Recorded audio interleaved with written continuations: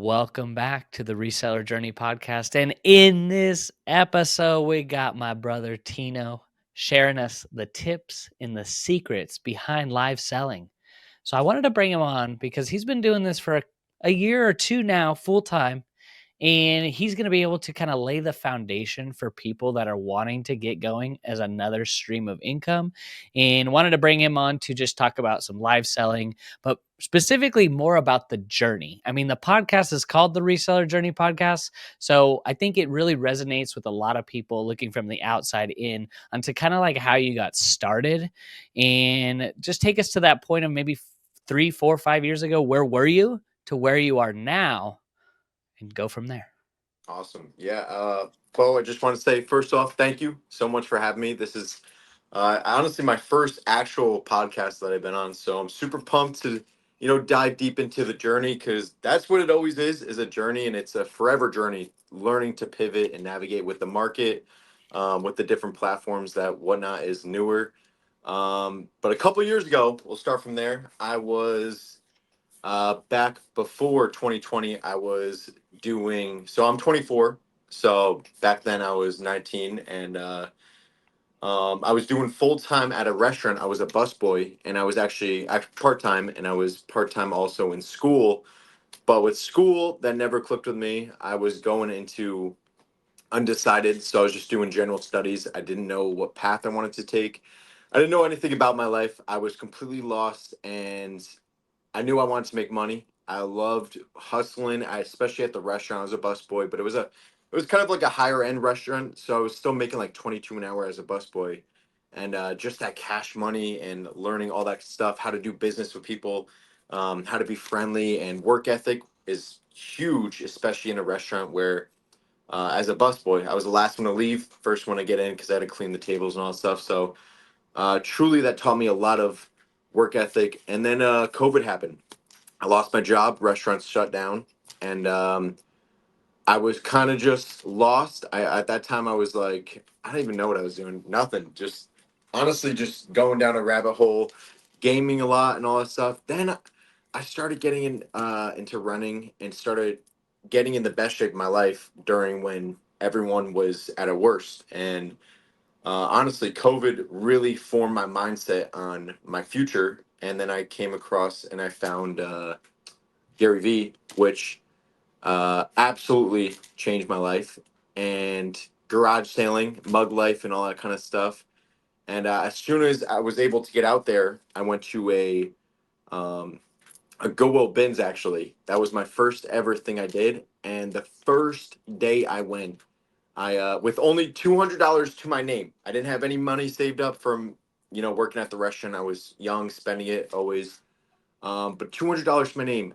First day, I went to the Goodwill bins and I found a Game Boy Yellow with a Mario Kart game in it.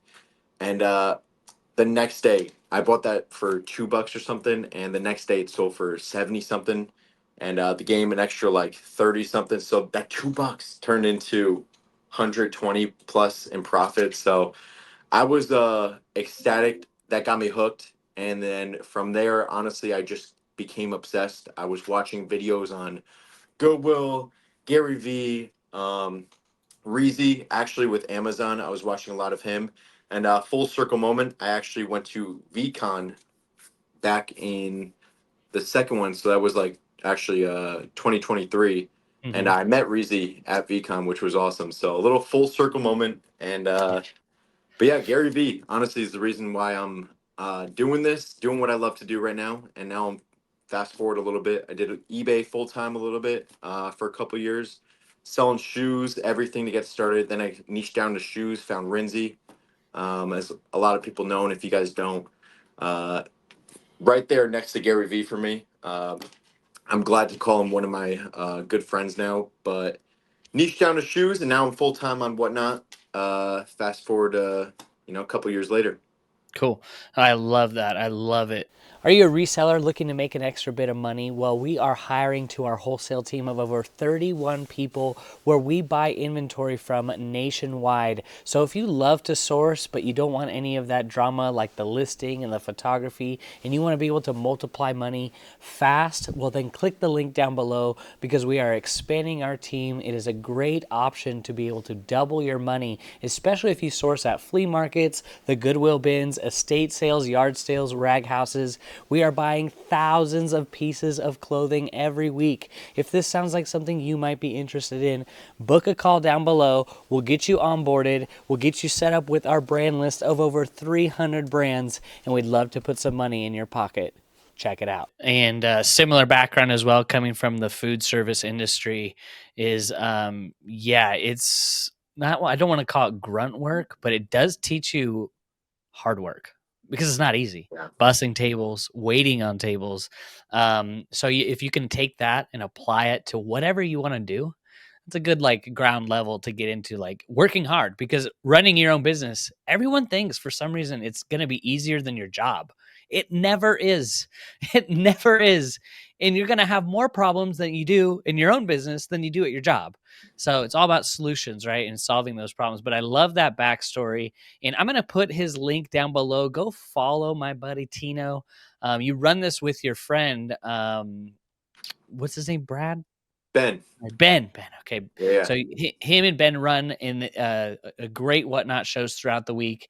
And I'll let you get into that more. But if you guys are interested, check out the link down below. Go and check out his shows because he's basically giving away shoes, like compared to like what people pay retail. So we'll get into that in a minute. And I love that you said Gary V, because as well, same for me, it's always been kind of like an introduction and getting into flip life, right? And comment down below if you guys are watching this on the replay. Did Gary V send you here?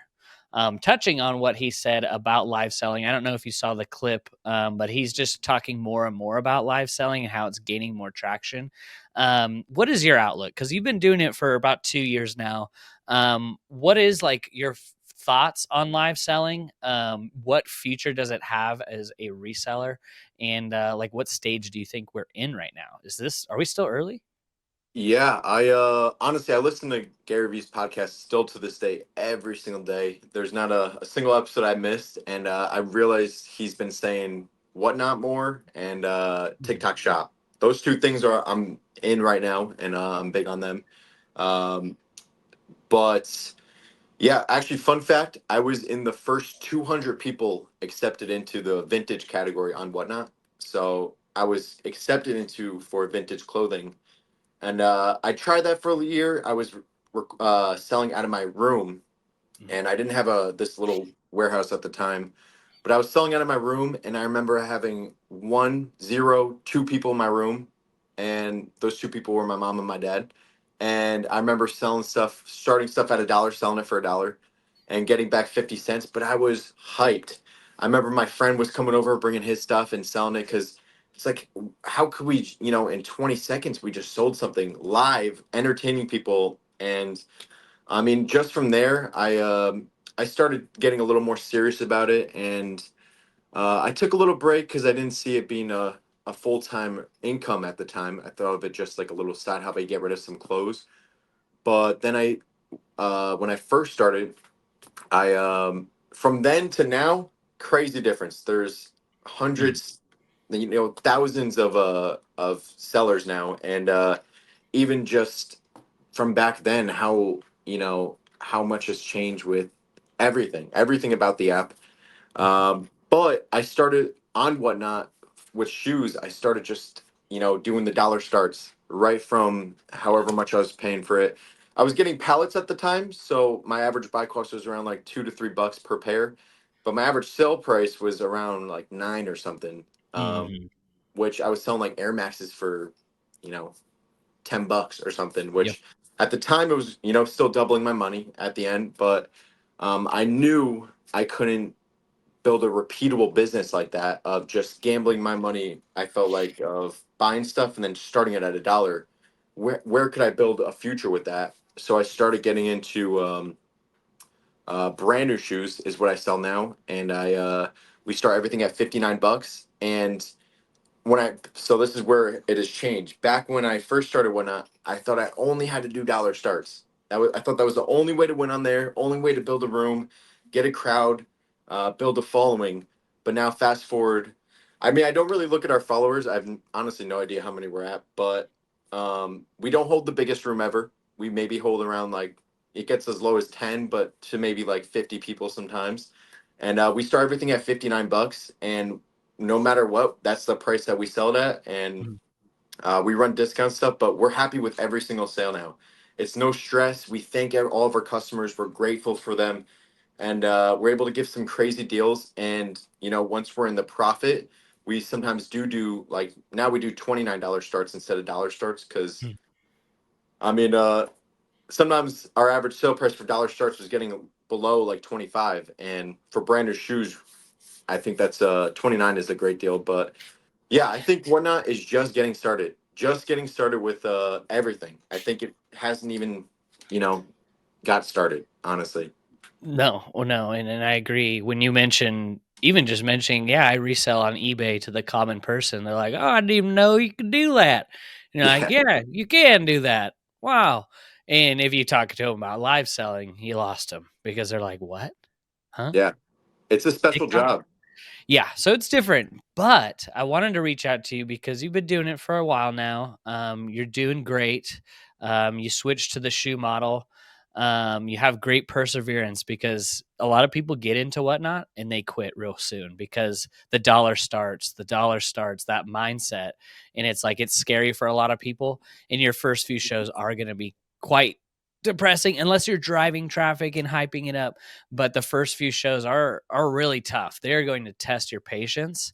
You're going to sell Nike Air Maxes for $10 and you're like, I just spent 15 on these at the thrift, and you're going to be tested. And I love how you share that on your Instagram as well.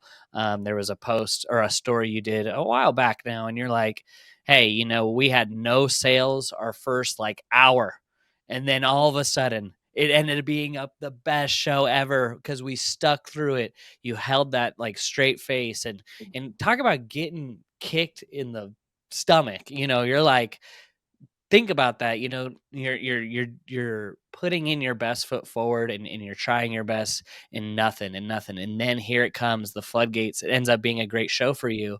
So I love that like mindset for all entrepreneurs, not how you start but how you finish.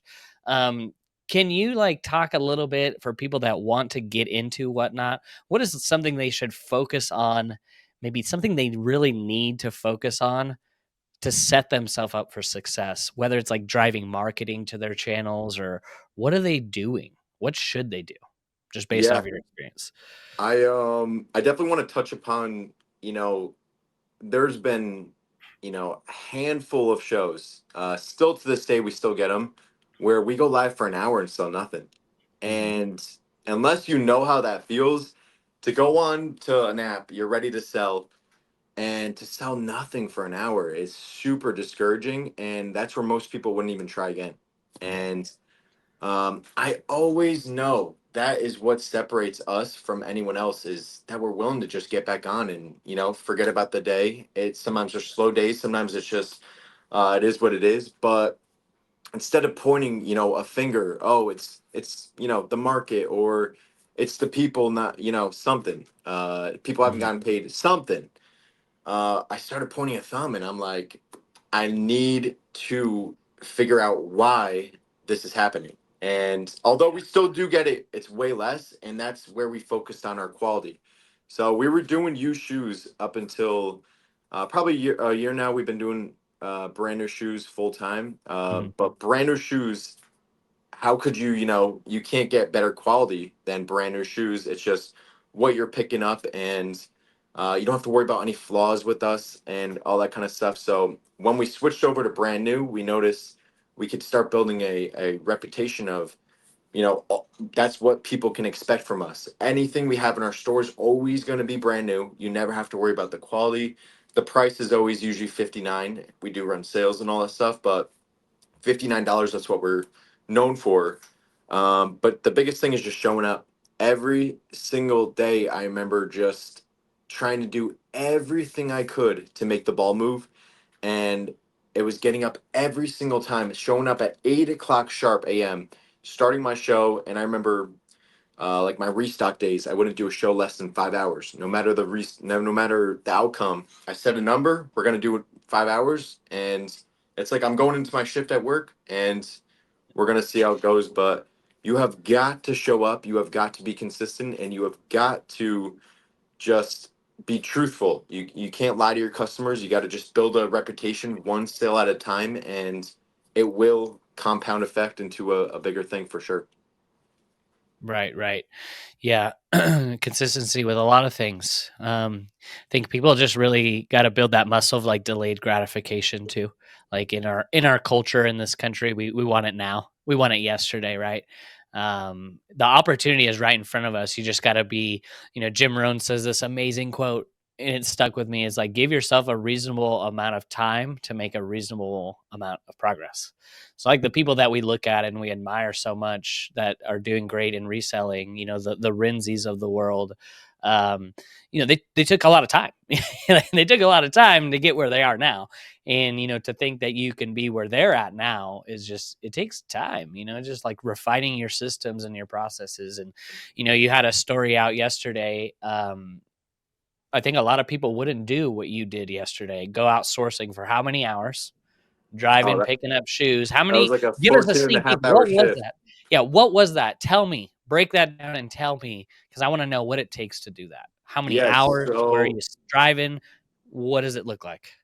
I mean, so we try to, we don't try, we move 300, around 300 pairs of shoes per week. That's what we pick up and then sell every week. We're starting to grow a little bit on that, but I used to try to grab the most amount of pairs, 900 pairs for a restock, but I realized mentally we just weren't moving it fast enough to hold up the same stuff over and over. So we went down to 300. Now we move 300 pairs every week, but when you sell 300 pairs, you also have to get 300 pairs. And for our quality, we don't get wholesale.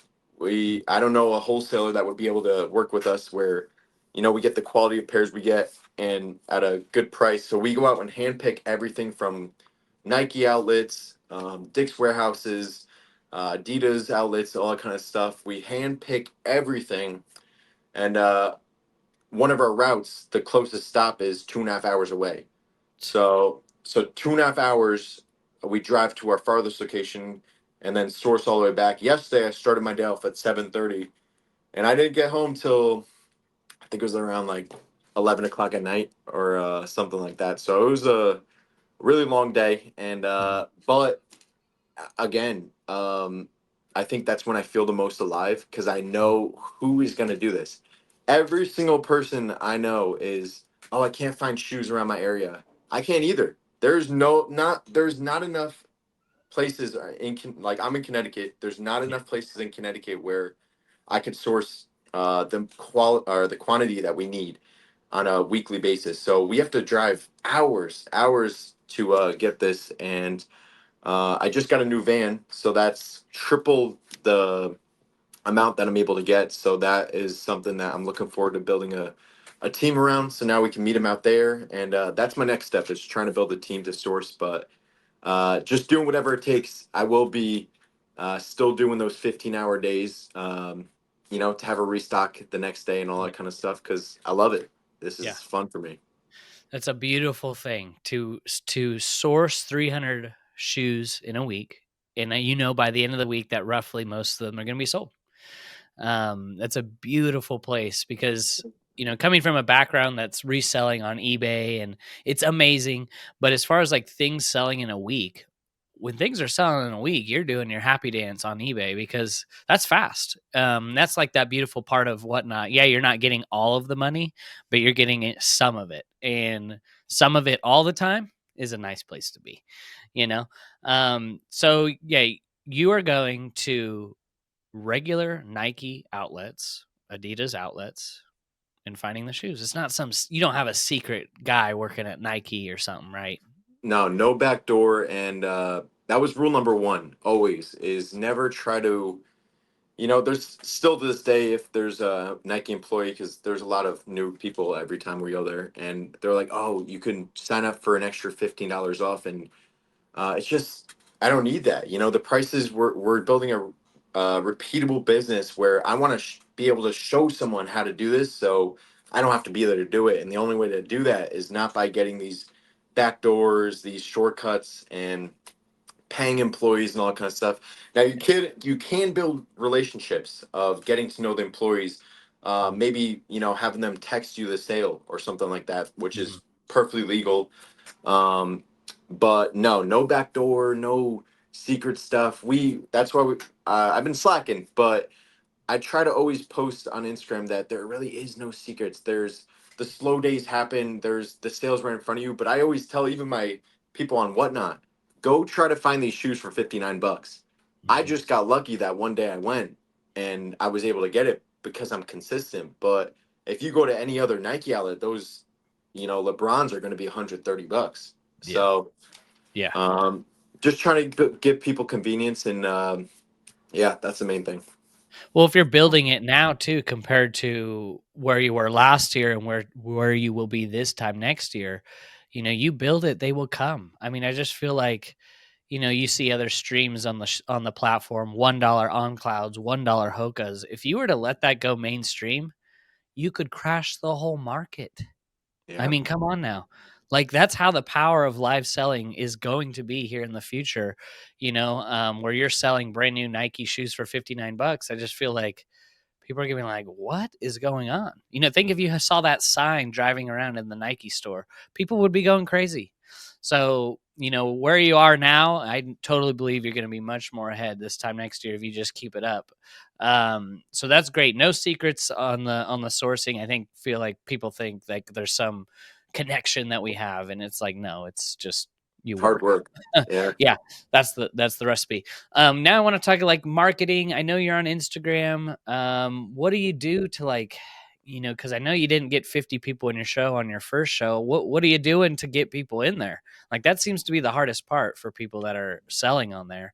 Do you have like any tips on Yeah. advice or?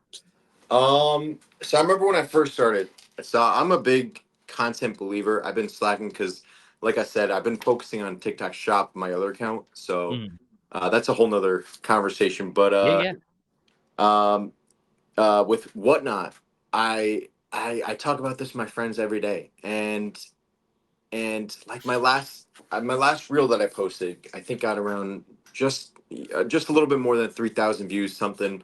hmm, And even if three people come and check me out, 1% of that, that's three people, three buyers potentially that are huge for us. And especially because we're starting everything at a set price, it just takes one person to come buy something. And I think why not? Content is huge. If especially I was posting on my story, I still to this day, whenever we're doing a restock, I put the link, and we do get some Instagram viewers in there for sure. But I think whatnot at this day and age, especially, they're building a huge, huge following. Where you, I remember in the beginning, I thought you had to have a social media following to yeah, be good, and now it's completely different. I think we're just shy under 40,000 on Whatnot, which again we still only hold 20 people, so we never really look at that number yeah, at all.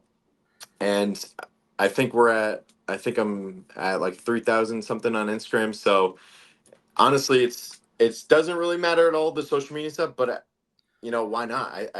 I think it could help a ton by posting on Instagram, TikTok, YouTube, and all that stuff, especially because it's a newer thing that not a lot of people know about. So, for sure.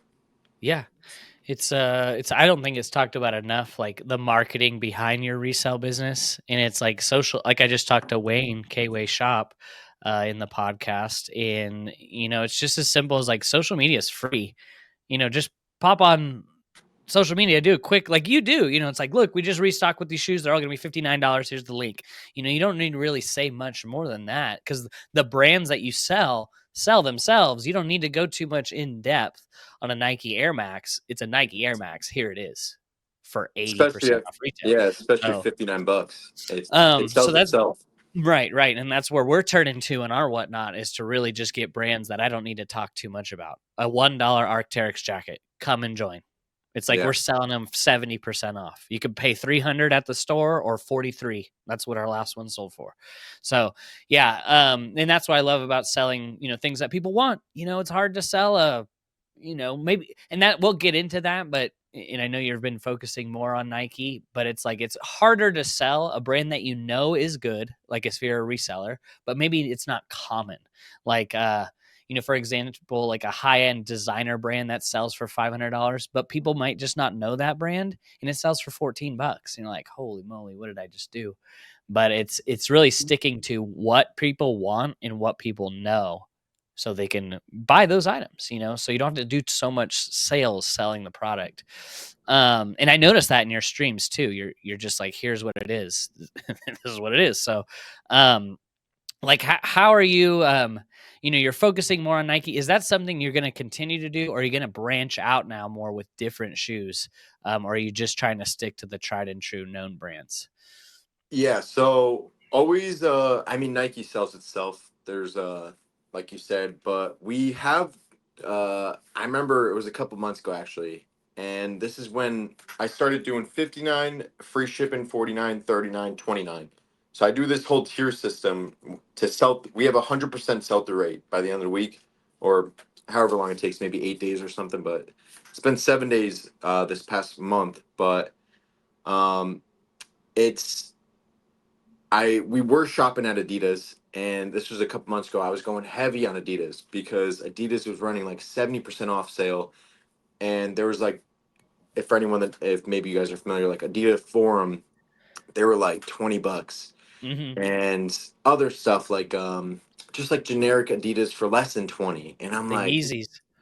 yeah, Yeezys. I haven't found any of those, but that would be awesome. But all these Yeah. shoes for cheap, which we try to aim for a $35 buy cost and under. So each sale we're making $15, give or say, Mhm. at the 59. But we were picking up Adidas just because it was a cheap price, lowering our buy cost. But then at the whenever we're doing dollar start, that's where we had less left for our profit, and we were just getting smoked on it. People paying like $20 for it, or like $15 for it, and we realized that people just Nike sells itself. Adidas is a little harder, and it doesn't move as fast as Nike, so we kind of took a step back, not just buying Adidas shoes just because they're cheap, focusing on NMDs, Ultra Boost. Those are actually, and like Sambas or something like that. Mhm. Those are our sweet spots for Adidas. But honestly, just been trying to pour gas on Nike and Jordans. Yeah. Um, it's been pretty awesome, and just little by little growing. Every single week we're trying something new, trickling more, some Adidas, maybe no Adidas that week, some Adidas. It's sweet because with 100% sell-through rate, you could try something new every single time, and Yeah. if it works, it works. If not, it's okay. Yeah. So there's never been a week where you sold everything and you're like looking and you're like, I lost $4,000. You've been able So to be profitable. I've never lost money like that, but I remember that's where I was going. A couple months ago, I made $400 for the month. For the Mhm. month, I made Mhm. $400. This was Wow. like 6 months ago or something when Mhm. I first had Ben come on, and we were trying to figure things out. And this is the beauty, guys. You always have to just, if you believe in it, just stay with it and Yeah. pivot and just work with it. But $400 I made after coming off, like prior to when I had him join, like I was making just a lot of money that I never Yeah. thought I could make on Mhm. whatnot. But anyways, $400. I remember I called Ryan on the phone, Renzi, and I was like, dude, I just got all these Adidas and all this stuff for cheap. How did I just make $400 for the month? And he's like, it's your sourcing. You have got to focus on better sourcing. That's what we did.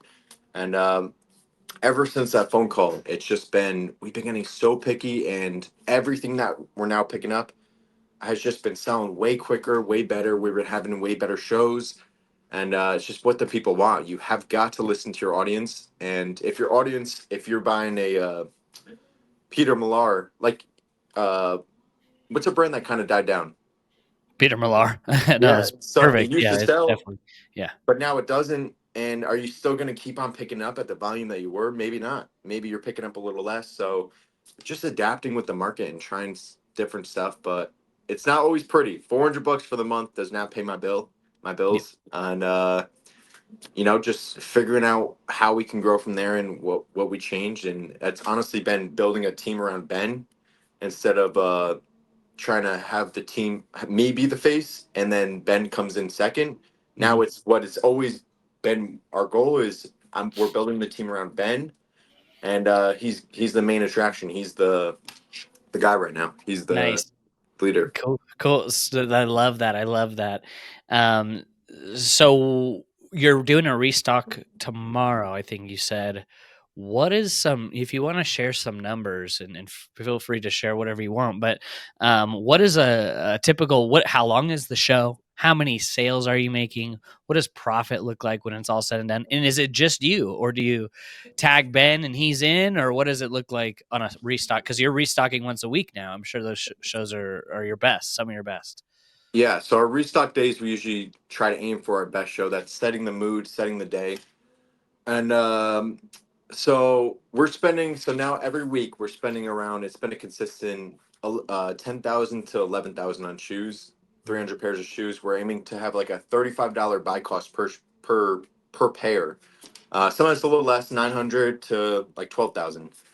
But um, I used to do the restocks. I used to do the morning shows, and our morning shows just statistically throughout the past year and a half now have just been our sweet spot. Every single morning show has performed way better than our night show.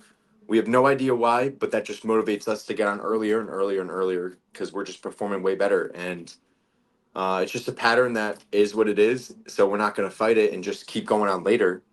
Mm. So what we used to do is I used to stream the restock all the morning streams, and then Ben comes in at 5 o'clock or whatever and comes stream at night. The only problem with that is, say I was selling 30 pairs for 3 hours or 22 hours or whatever it is, he would come in at night and sell 2 pairs to 5 pairs for three Mhm. hours, and it was Mhm. just so slow and super discouraging. And that's someone who just committed to me full time. And it's like, how do we change this? How do we make it work? So now I'll take the hit of the slow times because I know I'm not going to get discouraged. I know what is happening here. But now let's build a team around Ben. Ben takes all the morning streams and he absolutely crushes it. Last rest, it's been a little inconsistent. 2 weeks ago, our restock we sold 69 pairs in 4 hours, Mhm. and the last restock I believe it was 31 pairs in 4 hours, so Mhm. half. Mhm. And uh, honestly, it's interesting because how we do it. We spend 10 grand.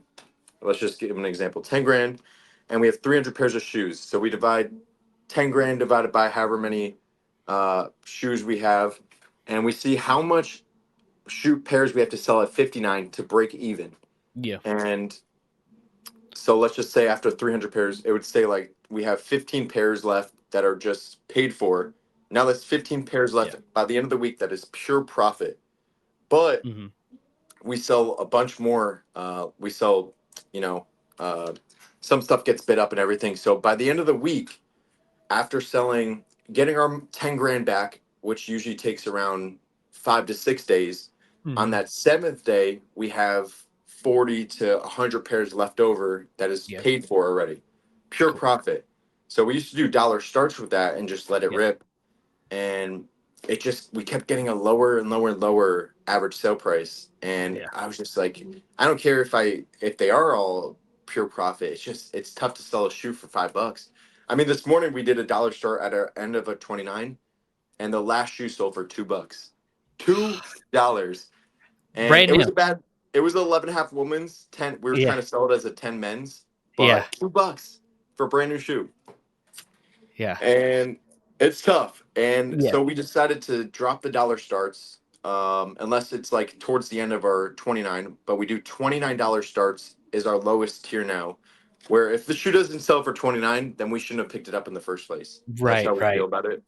Yeah. So It's kind of just now with that, let's just say we have 50 pairs left over. 50 times 26 is whatever number that is. Yeah. So that's our pure profit for the week of, after paying Ben however much he Right. makes.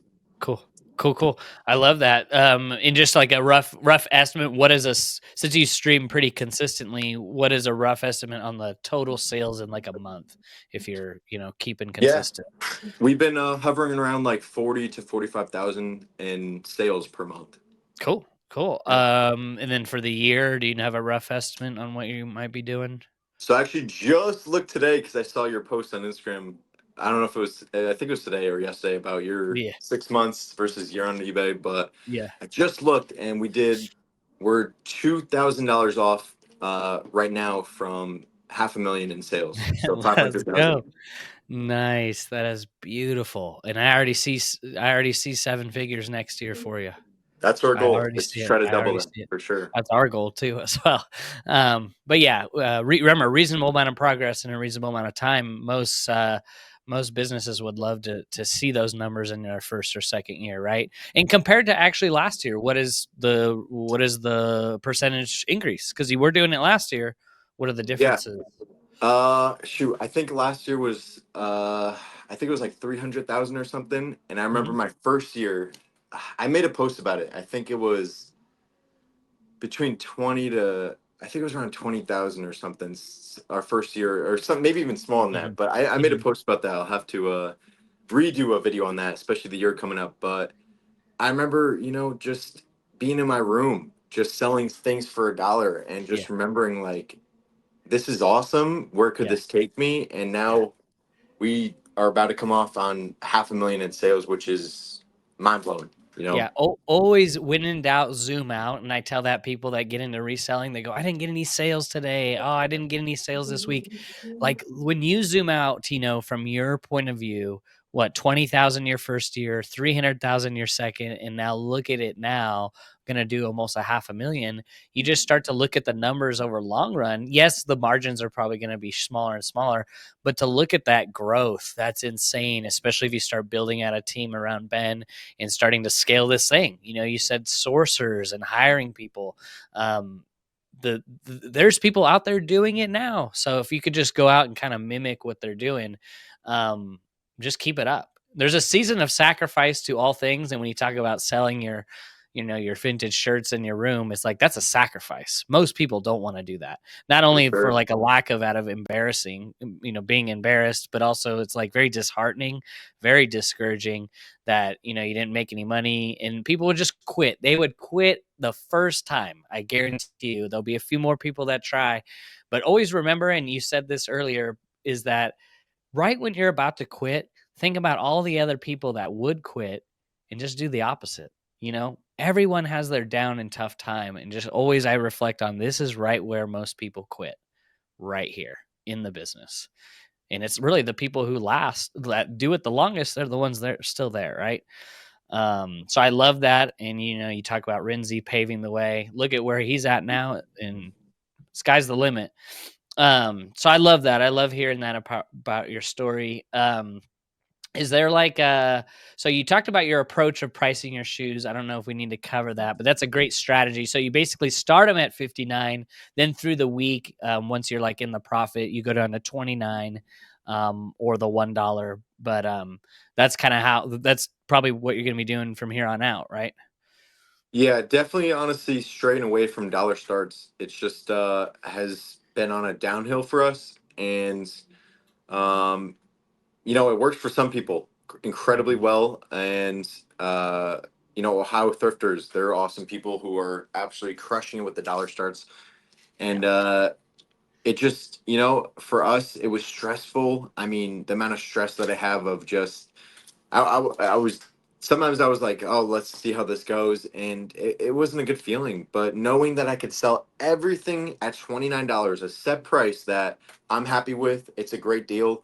I mean, I think $59 is an incredible deal already, but to be able to even cut that in half, and now we got moms, whoever who couldn't afford a shoe at the Nike outlet, where they can come get a Jordan for $29. I mean, it's a no-brainer for us, and it makes us happy. We get customers saying, you know, I think we have 5,000 something reviews of just, happiness and thank you so much for the deal, and all that kind of stuff. But customer service, again, shipping on time and all that kind of stuff is huge for all this business, especially with the feedback. You want to make sure that you're on top of that when, if you're just, especially selling on a live selling platform. I think feedback is way more important than the amount of followers that you have. So Oh, 100%, 100%. Yeah, so, would you ever think about dabbling into, like, Hoka or OnCloud, or are you just really set on more of the Nike and yeah, Adidas stuff? I mean, if I could find it at a good price, That's the thing, yeah. because we honestly, right on Nike .com, you can get Jordans and Dunks for $60, honestly. And I was buying that, but the only thing with that is it was raising my um, average buy cost, and we could not sell a Jordan for the life of us. Towards the Mm, end, like 6 months ago, 7 months ago, I was selling it for like 80, 100. It was getting bid up. Now, for the past like couple months when we were picking up, it was just selling at 59. And it's like, is it worth us picking that Jordan up, or would we rather get two, Blazers for $35 each and sell those two at 59 for sure, rather than one Jordan at 59? So just learning, like I was saying, just trying to implement different stuff. But if we can find Hokas and on clouds, absolutely. But honestly, where I was gonna go was, like, this past week we just finished a restock. We restocked last Saturday, Taste Friday, and we sold 282 pairs or something.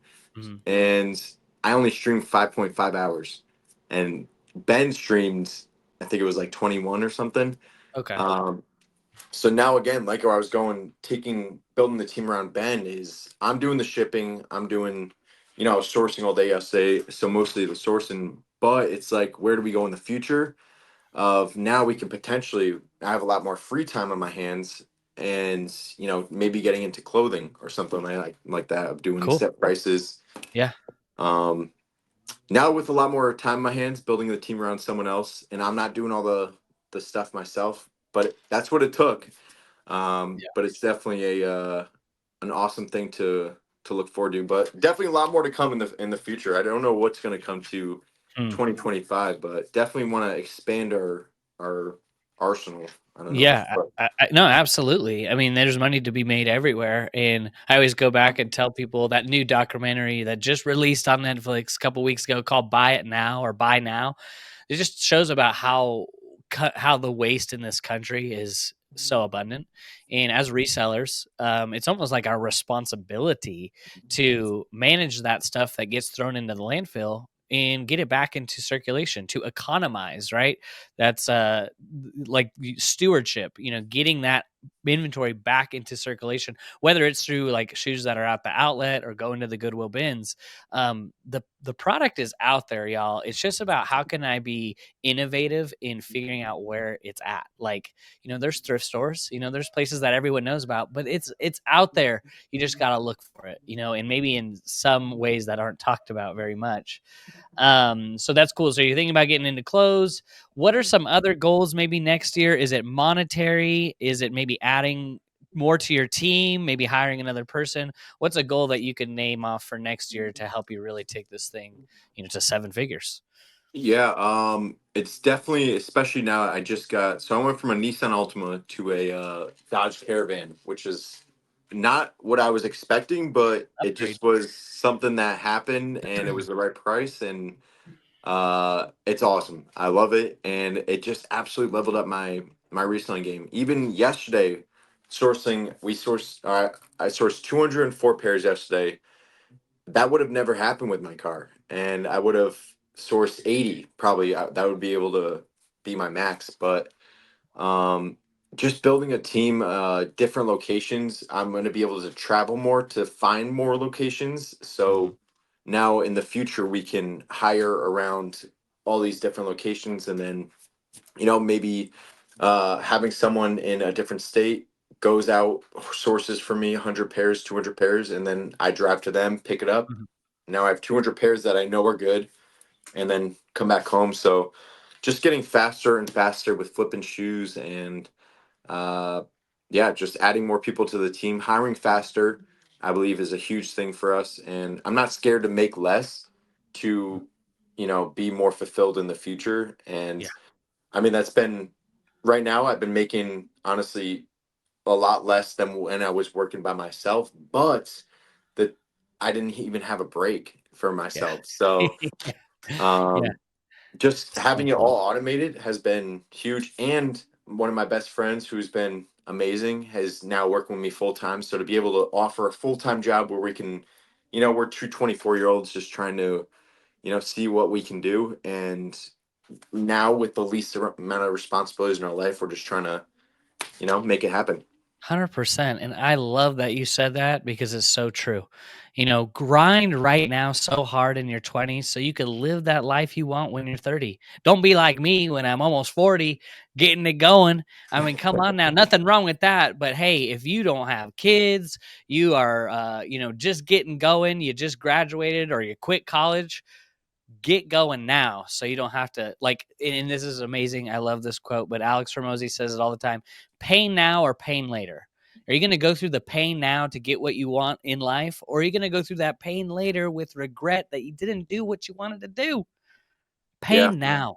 Pain now. Because I want to see my kids grow up.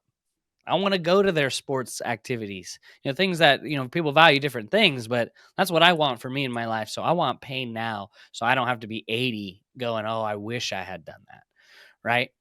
So I love that you said that. And I can see it happening for you guys. You're already on your way there. Um, so you talk about getting the shoes in the shows. I didn't even ask, how many shows are you doing a week? Like, is it every day on a specific day, or is it just all kind of jumbled up, like, your scheduling? Yeah, we this past month Ben is actually, his mom had to she broke her foot, so she's been having to go to physical therapy in the morning. So usually we like to start every single show at 8 is our latest, but Ben's been actually killing it. Sometimes getting it on at 6 a.m. or like Hmm. 7 a.m. But we just found earlier and earlier has been better for us. But every single day you can find us in the morning and we're streaming. And if we're not there in the morning, which we normally are, we try to. That's where I come in. If I'm not shipping or sourcing, if I have free time, I come in and do like a show at either 12 o'clock when he's ending the first one, or Hmm. if I do 12, he might come back and do like a 5, and or I we try to aim for at least one a day, but we sometimes do 2 to 3. Cool. I love it. I love it. Yeah. Talking about consistency, that's what it takes. There's a great stat that came out: over 100,000 streamers on Whatnot, and less than 4% stream once a week. So Wow. while it might seem like there's a lot on there, there's just a lot less being consistent. So if you can be consistent, you can make a name and provide good service for people. How many? Because I have a lot of resellers in my shows. Appreciate you all. Thank you so much. Would you say most people are resellers in Whatnot shows, or does it just depend? What do you think? Because there are resellers in your shows as well, or is it mainly like direct to consumer Um, or Especially when hard we're to doing tell? the tiers. Yeah. When we get down to 29, I mean, I Mhm. feel like there's way more resellers. You get people buying 15 pairs or whatever. Yeah. But even at the 59, I mean, for sure there are resellers because there's Amazon people. I mean, I encourage it, please. Yeah. But honestly, with the 59, we definitely see more end consumer where the Yeah. person's just buying for personal use. We got this guy, shout out Kofas. Uh, he is always the first one to hit the diamond tier this last round, but Mhm. um, we can now we shop for them personally. Some Cool. are higher spenders. We go out, and I know he likes medium hoodies and what size 11s, and just building a relationship. But for us, mostly it's probably the end consumer with since we do the set prices, Mhm. and that's honestly why we hold a smaller show maybe because we're okay with it. Even if we have 10 people in there, it may be discouraging at first, which it was, Mhm. but. Um, it takes that one person to, to make to us. make a Yeah, sale, and yeah. we're just gonna keep at it. And it's the least important is how many people are in your stream, honestly. Yeah, yeah, unless you're doing $1 starts, but you That's when remember, you guys, want you the only most. need Yeah. 2 people to drive up a price. I mean, some of the things that I've sold for the most, I've had the least amount of people in the room, but these 2 people really wanted it, you know? So that's the thing, Whatnot may seem like the wild, wild west, but there is things that you could put in place to help, like, predict your profitability and stuff. So well, I love that. I love it. I love hearing how your goals are going. Everyone's got to have goals. It's pretty crazy on how many people I talk to. I ask how what their goals are, and they're like, "What?" Like I gotta have goals. Gotta have some goals. What Especially are you the new year aiming coming for? around. Yeah, come on. Yeah. I'm not just living waiting to die. I'm here to make an impact. So how do you like manage your inventory? Because 300 shoes coming in, that's got to be kind of crazy. I mean, I've only sold a few pair of shoes on Whatnot. How are you like organizing that, making sure everything goes to the right place? Like, are you shipping right after your streams? How do you help stay organized with that amount? Yeah, so like today, for example, Ben actually sold. So we did a $29 show today, or Mhm. no, we did 39, and we ended up actually doing the last 20 pairs at 29 just to sell out. Yep. And he ended up selling 90 pairs today, and so that means, and we had 90 pairs in the shop that was from last round, and then we have 300 pairs that are coming in. So the shop's looking a little claustrophobic right now, but we shipped out the ones from today, and now it's we already got most of the new restock on the shelves ready to go. We're heat Mhm. gunning. We got to heat gun all the prices off, Yeah. and we just organize it by size. We have regular shoe shelves. We organize it by Mhm. size, and during our stream, I feel like that's just like something that you get good at is getting familiar with the inventory. Where is it? How fast could you get to it? And knowing what you have. But with us, everything is listed in our store. So we have a Mhm. picture in our store of a quality listing, and Mhm. has a photo. So during the whole stream, we're like, guys, check out the store, check out the store. And Yeah. sometimes we get the people requesting right from our store. So during our stream, we just type it in what we want to run, and it was a lot of craziness in the beginning, but now that we have a little snake system where it sells, goes to the shelf Yeah. in order, and now we just print out the labels in bulk and then Mhm. label it out. Match it. Yeah. It used to be Cool. Cool. crazy though. It was Yeah. not that easy. For me, it took a while to figure out with the clothes too. But yeah, there has to be some system because especially if you're selling high volume, you make a few mistakes and you're going to be, it's just such a pain and time suck to look for the right order and match it up. So, but yeah, no, that's beautiful. That's beautiful. So you said, you like to do the morning shows. Have you figured weekend versus weekday? Is this just a no brainer that you're going to make more sales on the weekend versus your weekday shows, or maybe it's different for you selling shoes? Yeah, definitely on Friday, payday and all that stuff, Yeah. we see a little more increase in, buying here and there. On the first of the month, usually it's maybe a little slower. That's sometimes what we can predict. But I've this past couple weeks, we've been actually having a slower Sunday, which we're always trying to find patterns, always trying to find out why. Um, but although it's been the slower, I've also had my best shows be on a Sunday. So honestly, we don't have a like if it just happens to be our restock. Tomorrow is a Saturday, which we're doing a restock, so which is awesome. We That's why we kind of forced it today, the 29th, because we didn't want to restock on Sunday. So we're trying to get it all done and then restock tomorrow. But if a restock happens on a Monday, on a Wednesday, we're still going Mhm. to do it. And Yeah. we know that those pairs will sell throughout the week, especially if we have to just lower the price a little bit, and they will sell. Yeah. But we have to pick up the right pairs so they sell. We can't just pick up, you know, not good pairs and Right. hope that they sell. So you have probably a list or something like, hey, these sell really well. Go find these again and again and again and again. And then you're probably crossing off the ones that make it to the 29 round. Oh, for sure. I wish I was that organized with the list, Yeah. but maybe I should do that. But honestly, just mental notes of like that woman's. We usually don't. We try not to pick up women's shoes that convert to men's because Yeah. Sometimes they're a little more narrower, or it could be like a good model that has a cool design or something. But like that shoe that sold for $2 today, we will never pick up again. Curse you, shoe. Yeah, that's something. But it's always learning, and then Yeah. sometimes if it doesn't work this restock, we take a little break from it, and if we find it again in a month or two, we'll try it again. And that's the beautiful part about it is sometimes it works, sometimes it doesn't. There's different patterns, different people, or instead of picking up, 10 of them, maybe we just pick up like two or something like Yeah. that. So Yeah. just learning it all. It's the best part about it. Just trying to figure out, what's selling. How can we get these LeBrons? LeBrons are a staple for us. Basketball shoes do really well. SBs like alley oops and all that stuff. Like just the basic stuff, the bread and butter. It's nothing Yeah. fancy, but that pays our bills, and it's nothing special. That's good. That's good. Yeah, I like that part too. And I mean, I'll take the fancy stuff as well. But hey, come on, the bread and butter. I mean, the Carhartts, the North Faces of the world. I mean, those people or those items are just in high demand. So you talked about you used to buy pallets and stuff. Would you ever go back to, buying pallets, or do you like just the fact that you can individually pick items from these outlet stores? Because Yeah, with wholesale, you don't know what you're getting.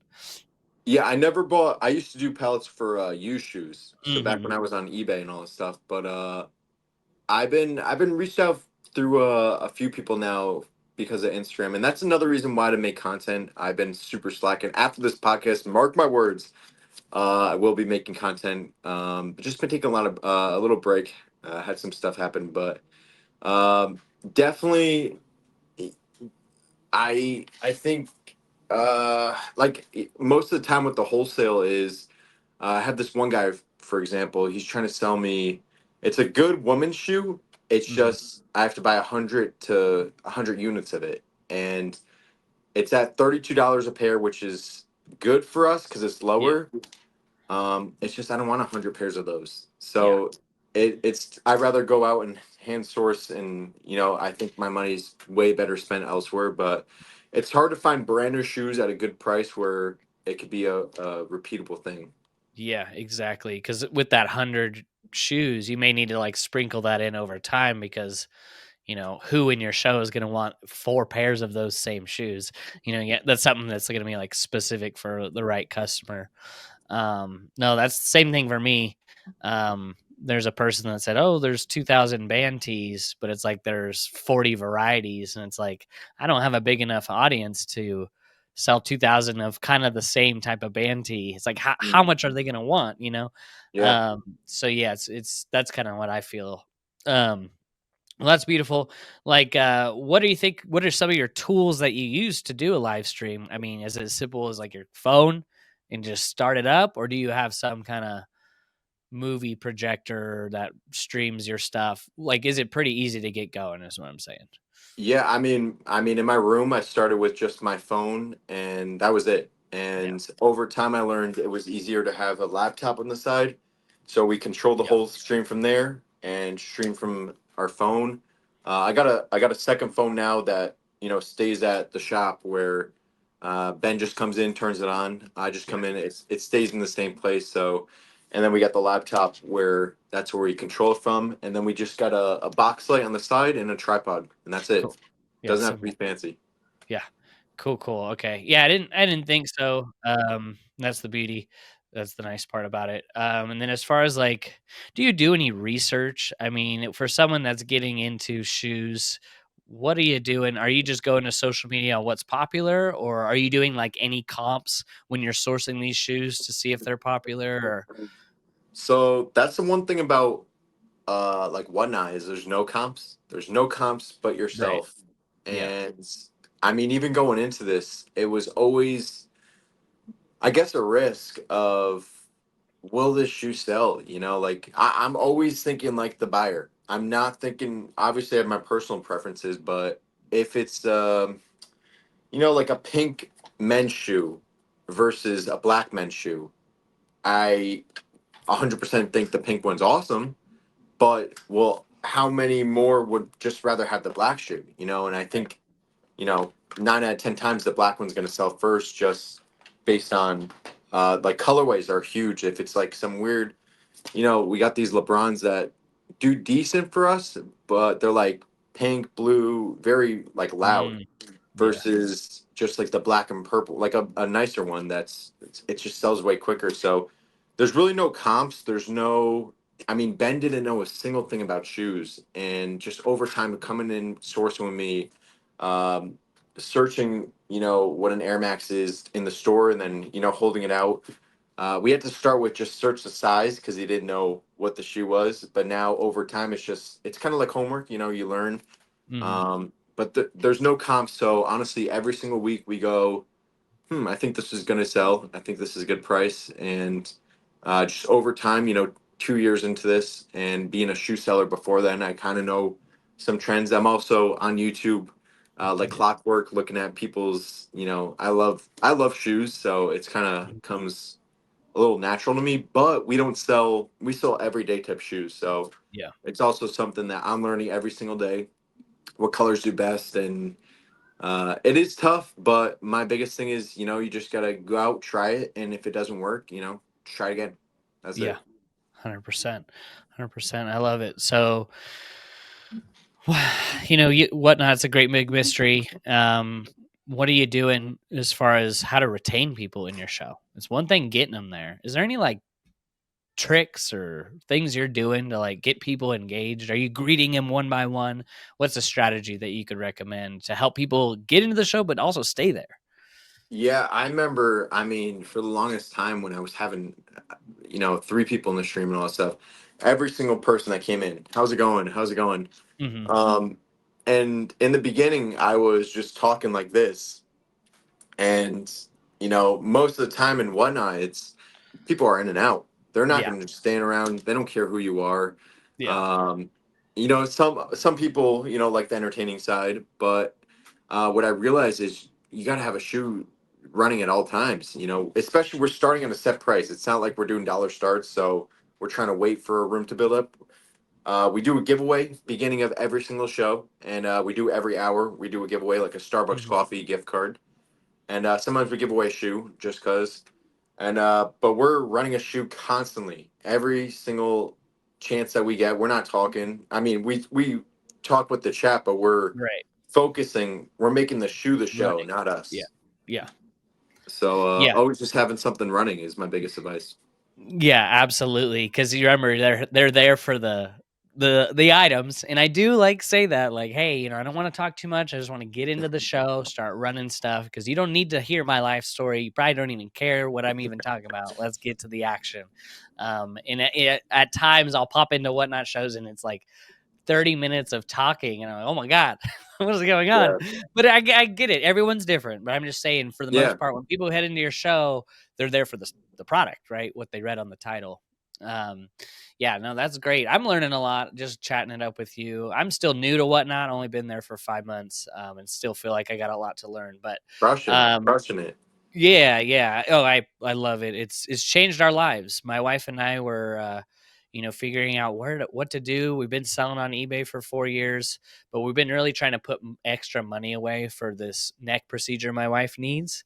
Mm, And through whatnot, we've been able to save up that extra $15,000 to now put towards this procedure. And wow. we thought we wouldn't even been able to, maybe 2 years, 3 years to get that.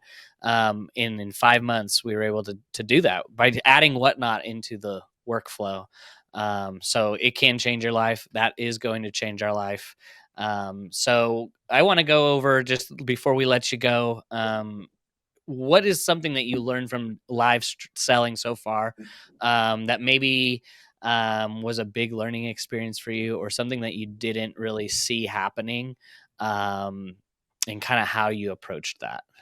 Yeah, I mean, that's a great question because uh, I'm someone who is camera shy, insecure, non-confident, and a 24-year-old that was dealing with still of caring what other people think, and Yeah. just is someone from my high school going to come in my stream, and all the stuff that I had to just say, you got to stop caring, like literally, like let them watch you, and just overcoming honestly the fear of just people's judgment. You're live, you're selling, and it's huge because you're always on camera. And it definitely isn't for everyone. It is not for everyone. And there's also people killing it with not showing their face, doing the front words. Yeah. Um, but I think the biggest thing is just, I overcame just self confidence. As soon as I started going live, I became way more confident myself. I was able to connect to people. Now to this day, people who came to my first couple of streams are still coming, and just building a community has been absolutely insane. But for real, just not caring and not comparing yourself to a single person is the most important thing. Because when you look at some of these monster streamers, Shoot Game Co, Renzi, all these people, Stu. and Stu, yeah, you see all these people doing, they do like 100,000 in one day, Mm-hmm. and you're just like, how could I, what am I doing that's wrong? But it's no, how many hours have, they perfected their craft over hours and hours of time. And it doesn't even matter. Focus on what you can do, and that's it. Your time will come as long as you put in the work and you're consistent with it. You will always, it will pay off. No doubt in my mind of. But you got to just focus on yourself, focus on who your community is, what products you're bringing to the table, and just being, your best self, and gratitude. I think that's all very important on the app, and that works for us. Mm-hmm. Yeah.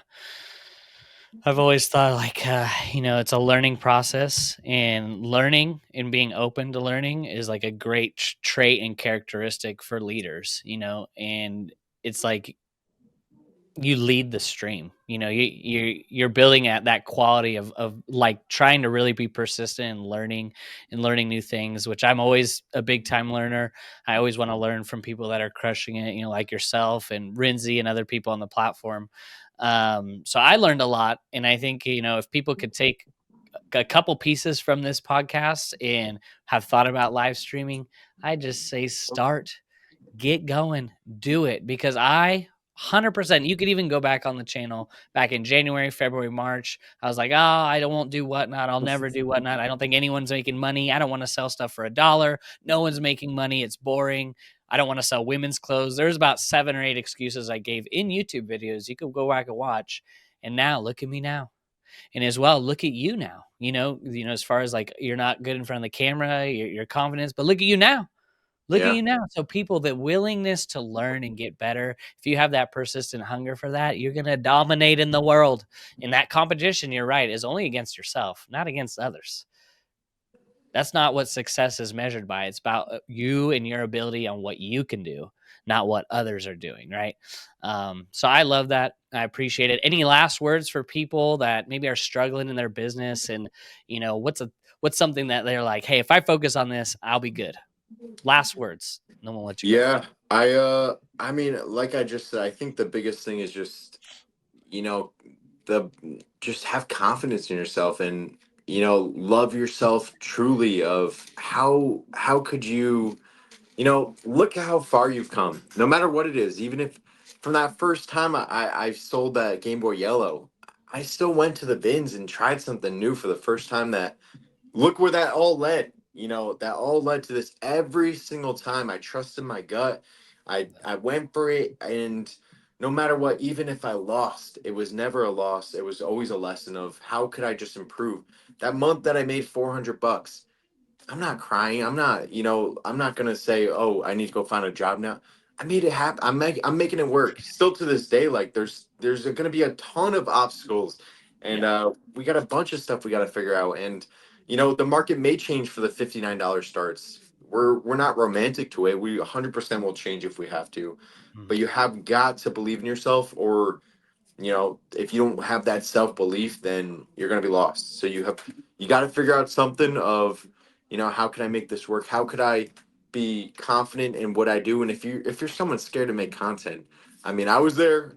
uh, I was way there. And my biggest advice is just, I post it now. I don't even look at it. And if someone watches it, cool. If not, cool. And Yeah. you just got to love yourself. That's my biggest thing. Yeah. Yeah. Love yourself. That's so important. I feel like no one even clues in on that. You are an original. Why do you want to be like someone else? Be yourself and love yourself, and that love is going to pour out of you naturally because you love yourself. And that's amazing. And I could tell, I could tell. And I know you're going to hit the goals that you're going to hit next year. I know you're going to hit it. And I believe in you. And people, once they have someone believe in them, they go, well, maybe I can do this. So I'm telling you right now, if you're watching on the other side, I believe that you can do this. I could believe you could hit 6 figures. I believe you could quit your 9 to 5 and do this full time, whether it's eBay, Poshmark, whatever, selling out of your garage on Facebook Marketplace. It don't matter. It's reselling, and I know you could do it. So appreciate you so much, Tino. I want to have you on and again in about 3-6 months, see where you are in your goals. But I already know you're gonna hit it, and I appreciate you so much. So thank you. I'll put all of his stuff down below. You guys go follow him on whatnot. Get a steal. I mean, $59. Don't pay $150. Pay $59. Amazing. So appreciate you guys. Thank you. Comment down below. What are some tools? What are some keys that you took away? Appreciate you guys. Have a blessed day. We'll see you in the next one. Peace. Bye bye.